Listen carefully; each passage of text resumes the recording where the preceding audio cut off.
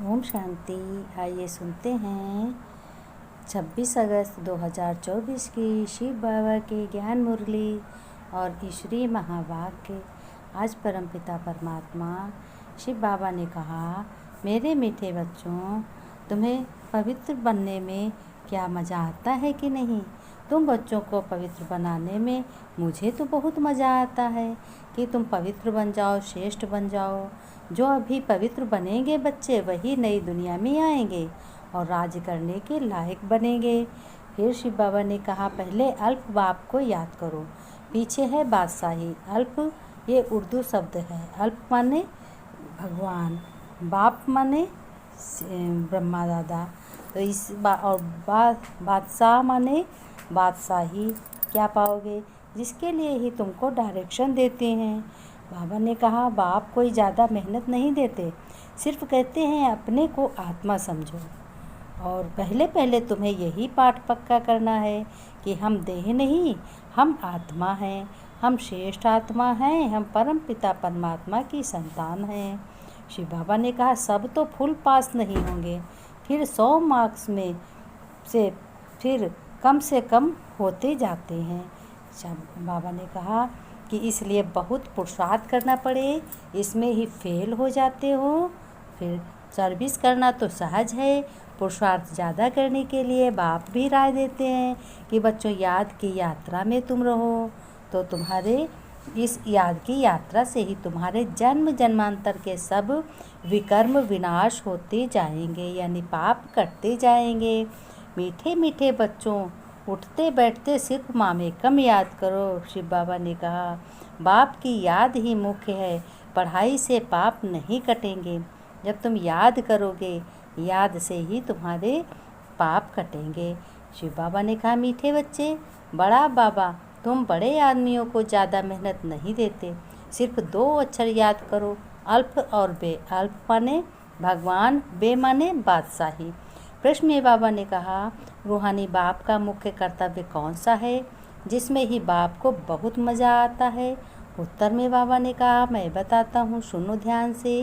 रूहानी बाप मुख्य कर्तव्य है, रूहानी बाप का मुख्य कर्तव्य है पतितों को पावन बनाना। बाप को पावन बनाने में ही बहुत मज़ा आता है।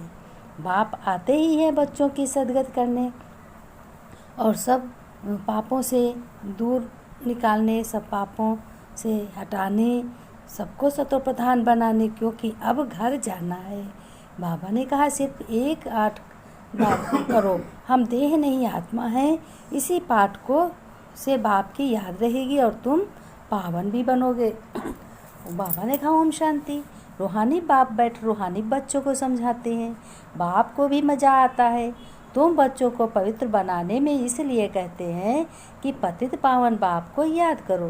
भगवान शिव बाबा ने कहा, सर्व का सद्गत दाता मैं ही हूँ, मैं ही तुम्हारा बाप हूँ और कोई है नहीं। ये भी तुम भी समझते हो कि अब घर जाना है परम धाम, जरूर पुरुषार्थ ज़्यादा करने के लिए। बाप कहते भी हैं कि याद की यात्रा जरूरी है बच्चों, याद से ही तुम्हारे पाप कटेंगे और तुम फिर पावन बनोगे। पहले अल्प बाप को याद करो, यानी भगवान को। पीछे में तुम्हें बादशाही मिलेगी, सुख मिलेगा, सतयुग मिलेगा, जिसके लिए तुमको डायरेक्शन देते हैं। बाबा कहते, तुम जानते हो 84 जन्म कैसे लेते, सतो प्रधान से तमो प्रधान बनते हैं। सीढ़ी नीचे उतरना होती है, अब फिर सतो प्रधान बनना है, यानी सीढ़ी को ऊंचे उतरना है, सीढ़ी से ऊंचे चढ़ना है। सतयुग है बच्चों पावन दुनिया, वहाँ एक भी पतित नहीं होगा। सतयुग में बच्चों ये बातें होती नहीं। मूल बात है बच्चों पावन बनने की। अभी तो बच्चों तुम पवित्र बनो, तब नई ही दुनिया में आएंगे और राज्य करने के लायक बनेंगे। सबको पावन बनना ही है, वहाँ पतित होते नहीं हैं। कहाँ नहीं होते, सतयुग में। जो अभी सतो प्रधान बनने का पुरुषार्थ करते हैं, वही पावन दुनिया के मालिक बनेंगे। बाबा ने कहा, मूल बात है याद करने की। शिव बाबा ने कहा, मेरे मीठे बच्चों, तुम बहुत ही श्रेष्ठ बन रहे हो। जो भी सतो प्रधान बनने का पुरुषार्थ करते हैं, वही बहुत बहुत श्रेष्ठ बनते हैं। यह लक्ष्मी नारायण ही नंबर 1 में आते हैं, जो पहले ही फिर लास्ट में जाएंगे। सिर्फ एक श्री कृष्ण तो नहीं था ना, और भी तो विष्णु वंशावली थे।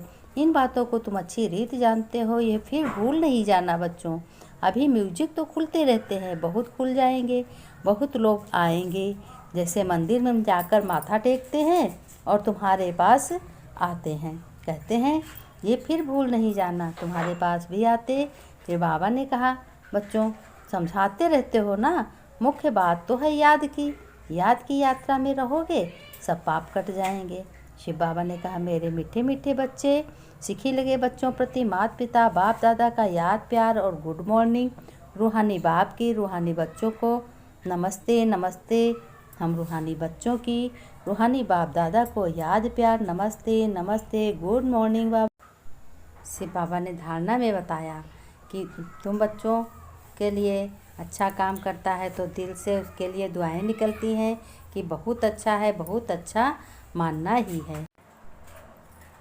शिव बाबा ने धारणा में कहा कि फुल मार्क्स के पास होने के लिए अपनी बुद्धि को सतो प्रधान पारस बनाना है। मोटी बुद्धि से महीन बुद्धि बनरामा के विचित्र राज को समझना है और दूसरों को समझाना है। अभी बाप समान दिव्य और अलौकिक कर्म करने हैं। डबल अहिंसक बन योग बल से अपने विकर्म विनाश करने हैं। फिर बाबा ने वरदान में कहा, वरदान बच्चों सर्वश्रेष्ठ है, तुम्हारे लिए बहुत उपयोगी है, काम की चीज़ है। कर्म और योग के बैलेंस द्वारा ब्लेसिंग का अनुभव करने वाले तुम बच्चे कौन हो? कर्म योगी भवो। अब विस्तार में तुम्हें वरदान बता रहा हूँ कि बच्चों विस्तार में तुम्हें देखो, अच्छे से समझना। कर्म योगी अर्थात हर कर्म योग युक्त हो। कर्मयोगी आत्मा सदा ही कर्म और योग के साथ साथ अर्थात बैलेंस रखने वाली होगी। कर्म और योग का बैलेंस होने से हर कर्म में बाप द्वारा तो ब्लेसिंग मिलती ही है, लेकिन जिसके भी संबंध संपर्क में आते हो उनसे भी दुआएं मिलती हैं। कोई अच्छा काम करता है तो दिल से दुआएं देता है, उसको कहते हैं उसके लिए दुआएं निकलती हैं कि बहुत अच्छा है, बहुत अच्छा मानना है ही दुआएं हैं, बहुत अच्छा है, बहुत अच्छा मानना ही दुआएं हैं। स्लोगन में बाबा ने कहा, सेकंड में संकल्पों को स्टॉप करने का अभ्यास ही कर्मातीत अवस्था के समीप लाएगा। शिव बाबा ने कहा, मेरे मीठे बच्चों तुम श्रेष्ठ बन रहे हो। घर गृहस्थ में रहते हुए कर्म श्रेष्ठ करो और तुम्हारी सफलता हर कर्म में समाई हुई है। कोई भी कर्म करोगे बाबा की पहले याद करोगे, उसके बाद में कर्म करोगे, हर कर्म में सफलता बच्चों समाई हुई है। बाबा ने कहा, मेरे बच्चों तुम्हें कोई इतना नहीं पढ़ाने वाला मिलेगा, ना इतना सिखाने वाला मिलेगा, तो मैं तो तुम्हें कुछ नहीं कहता हूँ, तुम्हारी तो प्रशंसा ही करता हूँ। जब तक बच्चे हमारे होशियार हो न जाएं, सफलता को प्राप्त न कर लें, तब तक मैं बच्चों को ऐसे ही ज्ञान सुनाता रहूँगा। प्यारे बच्चों, मीठे बच्चों, ओम शांति, ओम शांति।